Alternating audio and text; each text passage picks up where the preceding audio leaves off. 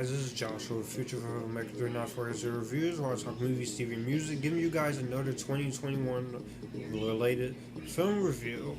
And this is for a new Netflix movie that I saw a couple of hours ago in the AM hours, and that is for The Harder They Fall, which this is the newest Western film that was released on Netflix. This is directed by Jeymes Samuel, who is the brother of musician Seal. He also co-wrote this movie with Boaz Yakin. This movie stars Johnathan, Zazie Beetz, Regina King, Delroy Lindo, Lakeith Stanfield, Cyler, Danielle Deadwyler, Edi Gathegi, Deon Cole, and Idris Elba. This is one of the very few westerns with an all-black cast, and of course, this is based on real cowboys, lawmen, and outlaws of the 19th century American West, even though this is a fictional film. When an outlaw discovers that his enemy is being released from prison, he reunites his gang to seek revenge on the man for taking his family.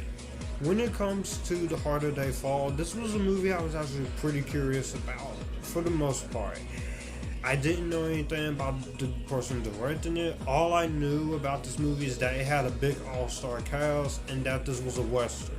And when it comes to the Western genre, you don't see a lot of Western movies nowadays anymore. It's more like the medieval movies, like we don't get any more. And recently this year we had medieval movies like The Last Duel, which I didn't see, and we had A24's The Green Knights. When it comes to Westerns, I am a fan of Western movies. Movies in the Old West, movies of course like the Sergio Leone No Name trilogy. You have the original and the remake versions of True Grit. You have the Magnificent Seven, original and the remake. You also have movies like Django Unchained and The Hateful Eight, recently last decade. And I am a fan of the Western genre. I'm all for movies with cowboys and the Old West and such. It's an interesting genre that we don't get to see much of anymore nowadays. And there are really a few movies with all black cast. You have, back in the 90s, you have a movie named Posse with Blair Underwood and Tiny Lister. And you also had, way back then, with Sidney Poitier, The Buck and The Preacher. So I was actually curious to see how this would do. I like the trailers, I like the cast, and of course this is the directorial debut of the director of the film, Jeymes Samuel, who is of course, as I just mentioned in the opening of this, the brother of Seal. Yes, that Seal who did Kiss from a Rose. And this was also produced by Jay-Z, so that was also another thing that kind of interests me. You could definitely tell with some of the swagger and the soundtrack in the trailer. So I watched it a couple of hours ago, and I have to say, this is definitely a fun Western movie for sure. Now, of course, it is a new movie Western take with all black cast, but it does enough to make it fresh and make it interesting.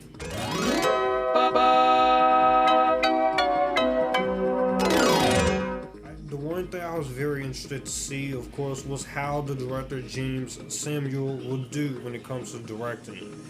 Of course, he is also known as The Bullets, who is the brother of Seal, of course. He did serve as a music supervisor for the soundtrack The Great Gatsby. And here he does direct this movie, and he's also one of the writers of this movie, so of course he definitely, for his first directorial debut, I think he does a very good job in the directing department. I can tell that he is a fan of the Western genre and he wanted to bring his own kind of spin onto things, and I very much appreciated the spin and the interesting take that he wants to. Yes, you do follow the usual Western tropes, which our main lead, of course, is on a revenge path for the person who did wrong, and you have a group of outlaws taking the bad guy down, fighting another day. You have the usual moments of the characters making entrances and gunslinging fights, and I was interested to see what he did with it, and I think he did a really good job of what he did. I think he brought a lot of funness into it. I thought he brought a lot of entertaining factor. He brought a lot of value into it, and he knew exactly what movie he was doing. It definitely was a fresh take to see. I was interested in what this movie was going for, and the movie definitely went exactly what it wanted to do. It's a very nice, eccentric story that he was going for with love, redemption, revenge, and just some fun action. And I think Jeymes Samuel does a really great job in that department. In the beginning, it's very virtuoso, it's bloody, and of course you have the great use of bright cinematography in this movie. The cinematography in this movie is very bright. It's very well shot.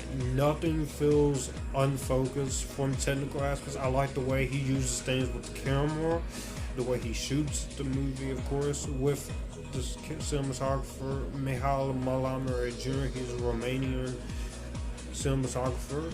And he does a good job in the cinematography department. There's some great colors, great visual flares out on screen as far as production design, costume designs, and the world. And for the 2 hours and 19-minute runtime, it went by at a fast pace. There was never a moment where I felt like I was bored or anything. I was just enjoying it. It was good to see some fun Western action, but I very much enjoyed what the movie was throwing at you. I'm a Western fanatic, and I will say something a little bit controversial, but I will say, of course, some of you guys might agree with me on this, and feel free to disagree with me on this. This is all opinion, of course. When it comes to the Western genre, of course, we don't get to see a whole lot of genres like this anymore, mainly because when you get down to it, Westerns are not as profitable, whether it's theaters or streaming, and they are a pretty tough sell nowadays. But I think with more freshness and style into them, and like this, I think we could get more Westerns like this. Whether you want to take the Western genre and make a steampunk Western out of it, or just cyberpunk, or just something, make it fresh, make it creative, make it feel entertaining, but also at the same time, make it fresh on its own. And that's why I very much thought the director of this movie, he did. Kicking it right off next, the performances of The Harder They Fall. I very much loved every single performance in the movie. You have, of course, these two different group of characters you have. On one side, you have Jonathan Majors and his team, and then on the other side, you have Idris Elba and his team.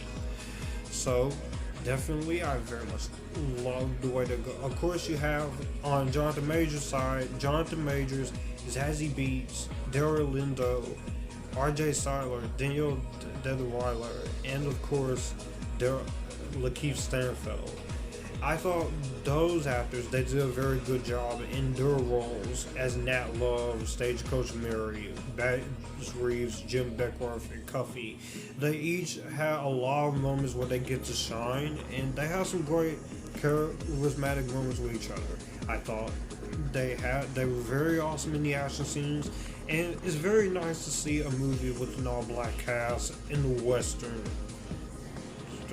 You don't get that a lot, so I felt like that was very refreshing to see, and did put a smile on my face very much. And Jonathan Majors, he is at the top of his game right now. He has been doing a lot of great work with The Last Black Man in San Francisco, Lovecraft Country.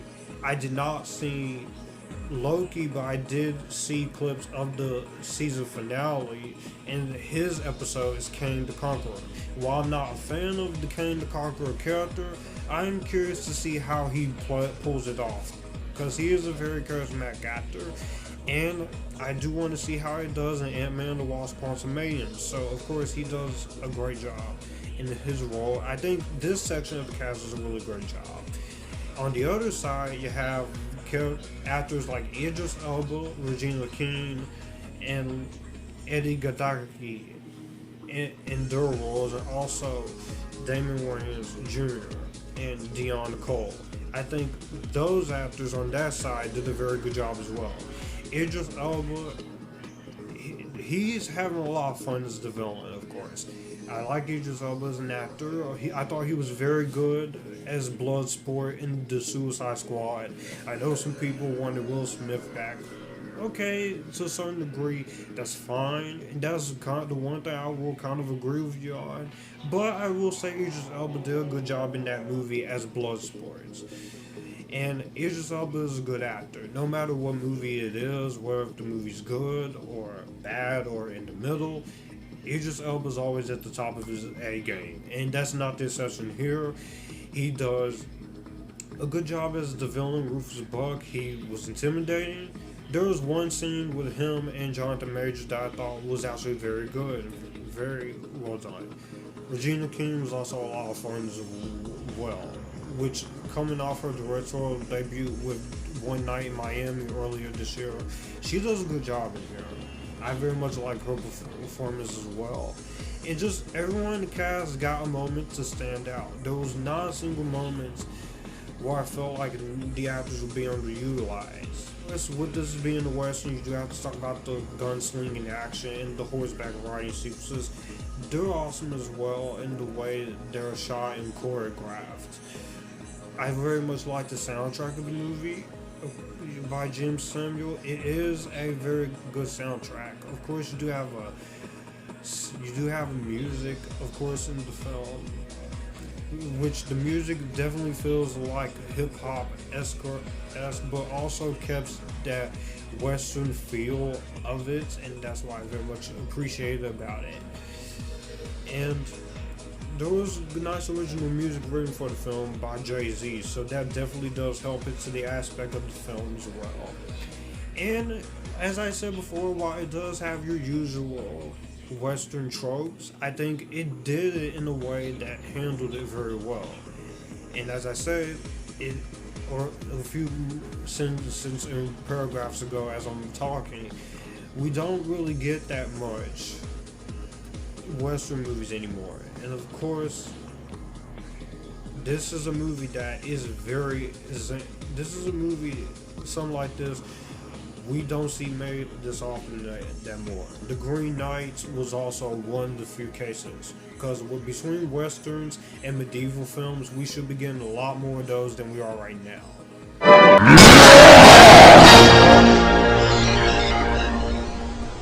If I do have any issues when it comes to this movie, my only real complaint in the movie is that I do feel like there is at least a small amount of middles in the middle section where they do try to feel more of the meat of the film.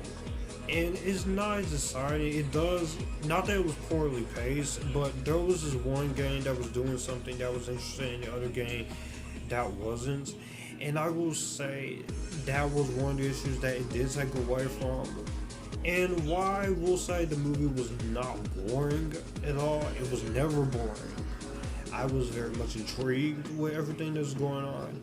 I will say that there is at least a small 5 to 10 minutes there that could have been tightly trimmed a little bit. You're not going to hear me complain about the cliches in Western movies, because this is just a thing in Westerns you're going to have to accept, whether you're a Western fan or not.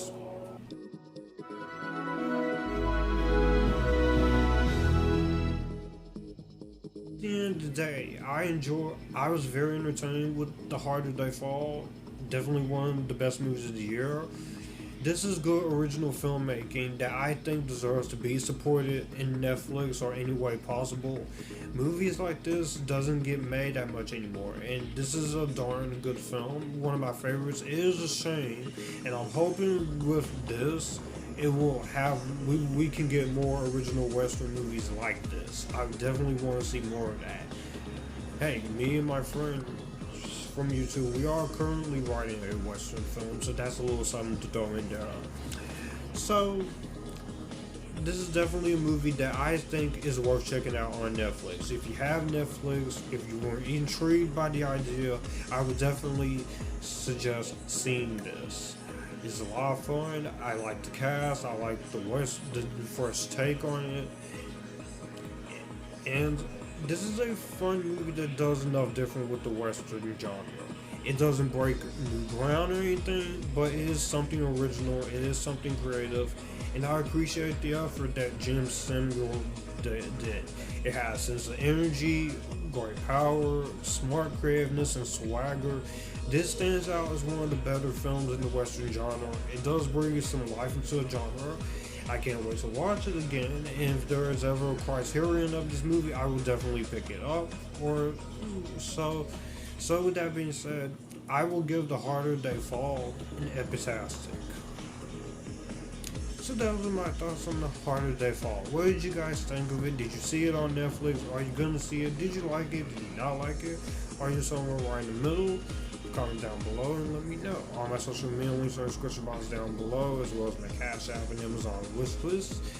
Thank you guys so much for watching. I'll see you guys in the next one. Be sure to like this video, comment on it, share it, and be sure to hit the subscribe button and notification bell to get notified for more videos like this, because it does help with the algorithm and it does help this channel grow in terms of subscribers and views. I'll see you guys in the next one. Join the Epictasticness, and you guys keep it cool.